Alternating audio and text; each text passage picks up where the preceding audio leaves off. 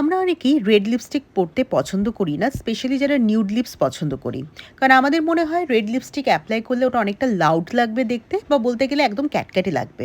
তো আজকের এই ট্রিক্সটা তাদের জন্য যারা রেড লিপস্টিক পছন্দ করো না। আমি নিজে এভাবে অ্যাপ্লাই করে থাকি। ফার্স্টে একটা ডার্ক মারুন বা ডার্ক ব্রাউন শেড নিয়ে পুরো লিপসটাকে একটুখানি লাইন করে নেব। তারপর ভেতরটা হালকা করে ফিল আপ করে নেব। তারপর একদম ব্রাইট টোনের রেড লিপস্টিকটা নেব, দিয়ে যে গ্যাপটা রয়েছে সেখানে দেব। আর পুরো ঠোঁটেই কিন্তু অ্যাপ্লাই করে নেব।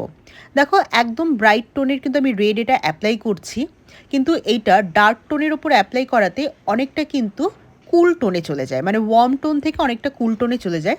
এটা কিন্তু যে কোনো স্কিন টোনকে খুব ভালোভাবে কমপ্লিমেন্ট করবে।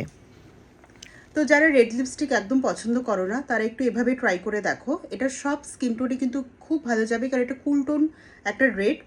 ডার্ক হোক ফেয়ার হোক, সব স্কিন টোনে কিন্তু এটা খুব ভালো যাবে।